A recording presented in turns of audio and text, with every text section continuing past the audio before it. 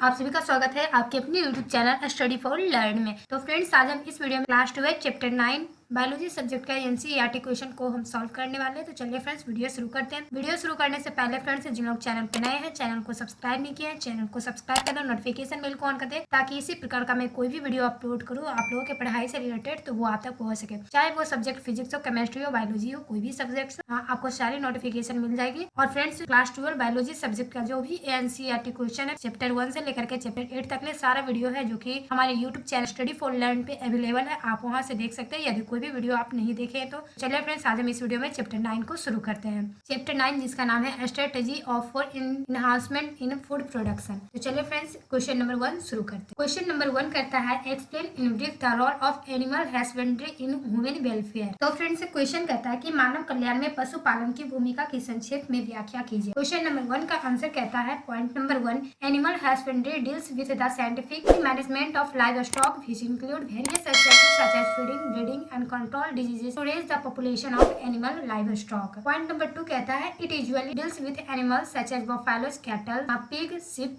poultry and fish which are useful for humans in various ways. Point number 3 कहता है these animals are used for the production of commercially important products such as milk, meat, wool, egg, honey, silk, etc.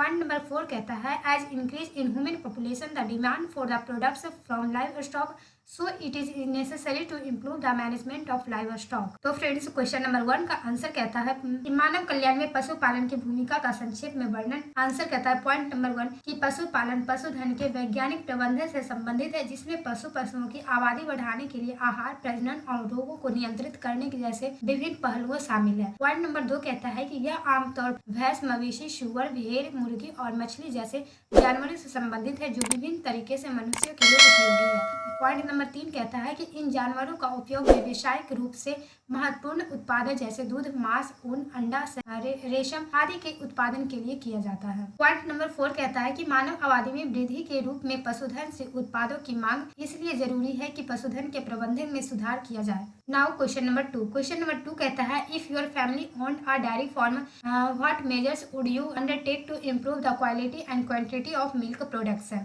तो friends, question number 2 कहता है कि यदि आपके परिवार के पास एक डेयरी फार्म है, तब आप दुग्ध उत्पादन में उसकी गुणवत्ता तथा मात्रा की सुधार लाने के लिए कौन कौन से उपाय करेंगे।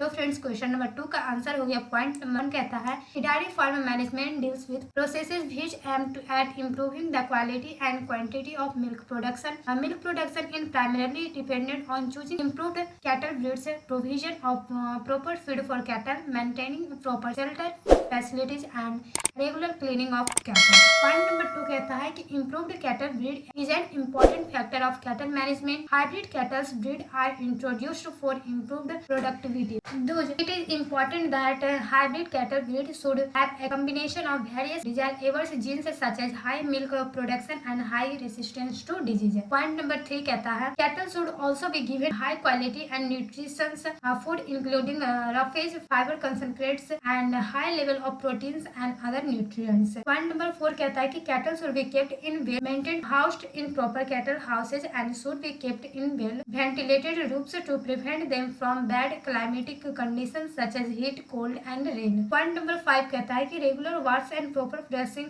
should be ensured to control diseases. Also regular checkups by a veterinary doctors for symptoms of various diseases. Friends, question number 2 का आंसर कहता है पॉइंट नंबर 1 कहता है कि डेयरी फार्म प्रबंधन उन प्रक्रियाओं से संबंधित है जिनका उद्देश्य दूध उत्पादन की गुणवत्ता और मात्रा में सुधार करना है। दुग्ध उत्पादन मुख्य रूप से उन्नत मवेशियों की नस्लों को चुनने, मवेशियों के लिए उच्च चारा के प्रबंधन, उच्च आश्रय सुविधाओं को बनाए रखने और मवेशियों की नियमित सफाई पर निर्भर है। पॉइंट नंबर 2 कहता है कि उन्नत पशु नस्ल पशु प्रबंधन का एक महत्वपूर्ण कारक है। उत्पादकता में सुधार के लिए संकर मवेशियों की नस्लों की पेश किया जाता है।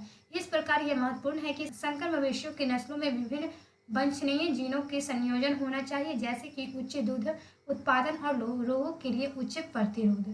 पॉइंट नंबर 3 कहता है कि मवेशियों को भी उच्च गुणवत्ता और पौष्टिक भोजन दिया जाना चाहिए, जिसमें रैगेज, फाइबर केंद्रित और उच्च स्तर पर प्रोटीन और अन्य पोषक तत्व शामिल है।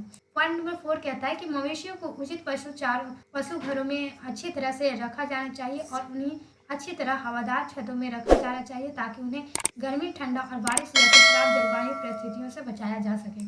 पॉइंट नंबर 5 कहता है कि रोगों को नियंत्रित करने के लिए यह नियमित रूप से आचरण और उचित ब्रश करना सुनिश्चित किया जाना चाहिए। साथ ही विभिन्न रोगों से रक्षणों के लिए पशु चिकित्सा द्वारा नियमित जांच कराएं। Now question number 3।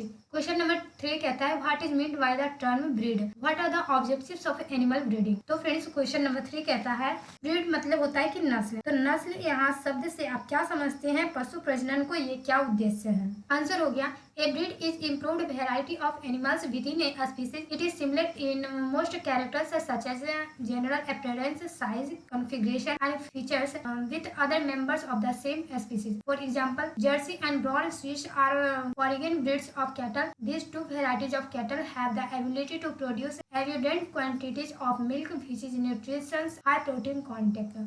Objective of animal breeding हो गया नंबर 1 में to improve the desirable qualities of the animal produce. Number 2 point हो गया to increase the yield of animals. Point number 3 हो गया to produce disease resistant varieties of animal. Question number 3 का answer कहता है एक नस्ल यानी कि एक ब्रीड एक प्रजाति के भीतर जानवरों की एक उन्नत किस्म है। यह सामान्य रूप, आकार, विन्यास और एक ही प्रजाति के अन्य सदस्यों के साथ सुविधाएं जैसे अधिकांश मात्राओं में समान है। उदाहरण के लिए जैसे जर्सी और ब्राउन स्विस मवेशियों की विदेशी नस्लें हैं। मवेशियों की इन दो किस्मों में प्रचुर मात्रा में दूध का उत्पादन करने की क्षमता होती है जो उच्च प्रोटीन सामग्री के साथ पौष्टिकता होता है। पशु प्रजनन का उद्देश्य नंबर 1 में पशु उत्पादन का वंशनीय गुणों का सुधार करने के लिए। पॉइंट नंबर 2 हो गया पशुओं को उपज बढ़ाने के लिए। पॉइंट नंबर 3 हो गया पशुओं की रोगी प्रतिरोगी किस्मों का उत्पादन करना। Now question number 4। Question number 4 कहता है name the methods employed in animal breeding according to you which of the methods is best why. तो फ्रेंड्स क्वेश्चन नंबर 4 कहता है कि पशु प्रजनन के प्रयोग में लाई जाने वाली विधियों के नाम बताएं। आपके अनुसार कौन सी विधि सर्वोत्तम है और वो क्यों सर्वोत्तम है, दोनों बताना है आपको यहाँ पे। तो क्वेश्चन नंबर 4 का आंसर कहता है कि animal breeding is a method of mating heredited individuals. These are several methods improved and animals breeding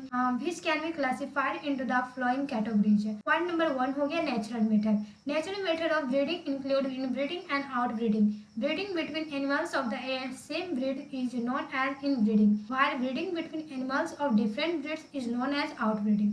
Outbreeding of animal is of 3 types. Number 1, outcrossing.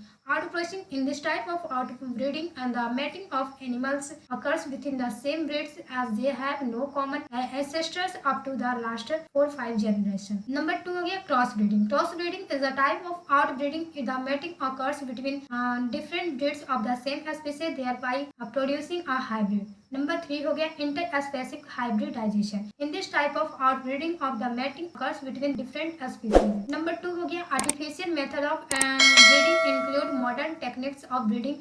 It improves control breeding experiments which are of 2 types. Number 1, artificial insemination. It is the process of introducing the semen collected from the male into the oviduct or the uterus of the female body by the breeder. This method of breeding helps the breeders overcome certain problems faced in the abnormal mating. Number 2 हो गया multiple ovulation embryo technology. MOET short में से हम जानते हैं. It is technique for cattle improvement in which super ovulation induced by a hormone injection.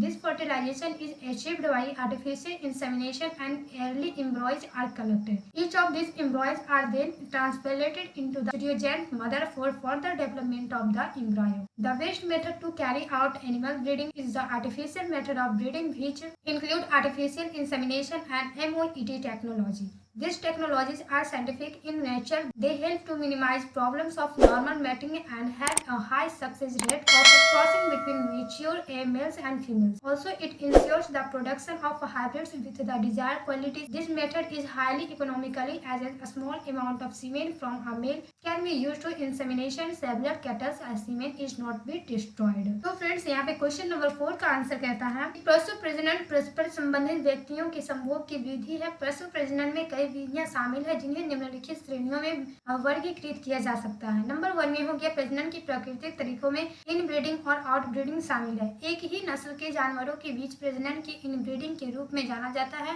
जबकि विभिन्न नस्लों के जानवरों के बीच प्रजनन के आउटब्रीडिंग के रूप में जाना जाता है। जानवरों का आउटब्रीडिंग 3 प्रकार के होते हैं। नंबर 1 हो गया आउट क्रॉसिंग। इस प्रकार के आउटब्रीडिंग में जानवरों का भीतर संभोग एक ही नस्ल के भीतर होता है, क्योंकि पिछले 4-5 पीढ़ियों तक उनके कई सामान्य पूर्वज नहीं होते हैं। नंबर 2 हो गया क्रॉस ब्रीडिंग। इस प्रकार के आउटब्रीडिंग में एक ही प्रजाति के विभिन्न नस्लों के बीच संभोग होता है, जिससे एक संकर पैदा होता है। पॉइंट नंबर 3 हो गया इंटर स्पेसिफिक हाइब्रिडाइजेशन। इस प्रकार के आउटब्रीडिंग में विभिन्न प्रजातियों के बीच संभोग होता है। नंबर 2 हो गया इसमें प्रजनन के कृत्रिम तरीकों में प्रजनन के आधुनिक तकनीकें शामिल है, जिसमें नियंत्रित प्रजनन प्रयोग शामिल है, जो 2 प्रकार के होते हैं। कृत्रिम गर्भाधान है, यह ब्रीडर द्वारा वीर्य नर से एकत्रित होकर महिला शरीर के डिंबवाहिनी या गर्भाशय में डालने का एक प्रक्रिया है। प्रजनन की यह विधि ब्रीडर को असामान्य संभोग में आने वाले कुछ समस्याओं को दूर करने की मदद करती है। मल्टीपल ओव्यूलेशन भ्रूण तकनीकी MOET या मवेशियों में सुधार की एक तकनीक है, जिसमें सुपर ओव्यूलेशन एक हार्मोन इंजेक्शन द्वारा प्रेरित होता है। फिर कृत्रिम गर्भाधान द्वारा निषेचन प्राप्त किया जाता है। पारंपरिक भ्रूण एकत्र किए जाते हैं। इनमें से फिर भ्रूण के आगे के विकास के लिए सरोगेट मदर में प्रत्यारोपित किया जाता है। पशु प्रजनन कराने का सबसे अच्छा तरीका प्रजनन की कृत्रिम विधि है, जिसमें कृत्रिम गर्भाधान में MOET तकनीकें शामिल है। ये प्रौद्योगिकियां प्रकृति में वैज्ञानिक है। वे सामान्य संभोग की समस्याओं को कम करने में मदद करते हैं और पारंपरिक पुरुषों और महिलाओं के बीच पार करने का उच्च सफलता दर रखते हैं। साथ ही यह वंचित गुणों के साथ संकरों का उत्पादन सुनिश्चित करता है। यह विधि अत्यधिक किफायती है, क्योंकि नर से थोड़ी मात्रा में वीर्य का उपयोग कई मवेशियों के गर्भाधान के लिए किया जाता है, क्योंकि वीर्य जो है नष्ट नहीं होता है। Now question number 5। Question number 5 कहता है what is apiculture, how is it important in our lives. तो फ्रेंड्स क्वेश्चन नंबर 5 कहता है कि एपीकल्चर मतलब कि मौन यानी मधुमक्खी पालन से आप क्या समझते हैं, हमारे जीवन में इसका क्या महत्व है। पॉइंट नंबर 1 हो गया apiculture is the practice of bee keeping for the production of various products such as honey, bees, wax, etc. Honey is a high nutritious food sources and is used as an indigenous system of medicine. Point number 2 हो गया it is useful in the treatment of many diseases such as cold, flu and dentistry.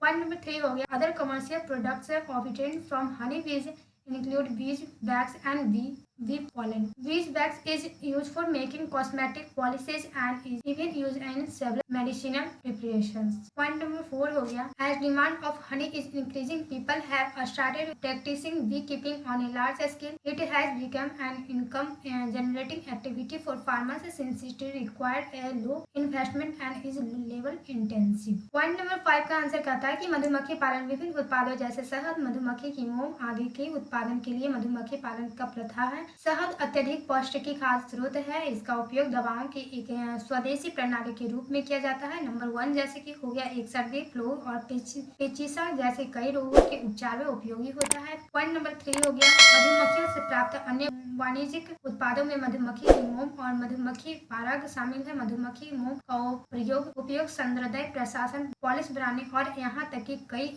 औषधियों तैयारियां भी किया जाता है। Point number 4 हो गया जैसे जैसे शहद की मांग बढ़ रही है, लोगों के बड़े पैमाने पर मधुमक्खियां पालन कराना शुरू कर दिया गया है। यह किसानों के लिए एक आय पैदा करने वाली गतिविधि बन गई है, क्योंकि इसमें कम निवेशों की आवश्यकता होती है और यह श्रम प्रबंधन है। तो फ्रेंड्स इस वीडियो में हम आज क्लास 12 चैप्टर 9 सब्जेक्ट बायोलॉजी के क्वेश्चन नंबर 1 से लेकर के क्वेश्चन नंबर 5 तक ले सॉल्व किए हैं। नेक्स्ट वीडियो में हम क्वेश्चन नंबर 6 से लेकर के क्वेश्चन नंबर लास्ट तक ले सॉल्व करेंगे, क्योंकि फ्रेंड्स वीडियो काफी ज्यादा लंबा हो रहा है, इसलिए बाकी बचे हुए क्वेश्चन को हम अगले वीडियो में सॉल्व करेंगे। तो फ्रेंड्स उम्मीद करती हूँ कि वीडियो अच्छा लगा। वीडियो को लाइक कीजिए, अपने सभी फ्रेंड्स को शेयर कीजिए और जिन लोग चैनल पे नए हैं चैनल को सब्सक्राइब नहीं किया चैनल को सब्सक्राइब करना, नोटिफिकेशन बिल ऑन करते हैं, ताकि इसी प्रकार का मैं कोई भी वीडियो अपलोड करूँ तो वो आप तक पहुंचे। और बाकी जो भी वीडियो आप नहीं देखे हैं डिस्क्रिप्शन बॉक्स में लिंक दिया गया है, आप वहाँ से जाकर के देख सकते हैं। सभी वीडियो आइकन बटन पे भी आपको वीडियो का लिंक मिल जाएगा, आप वहाँ से भी देख सकते हैं। तो फ्रेंड्स मिलते हैं अगले वीडियो में। धन्यवाद दोस्तों।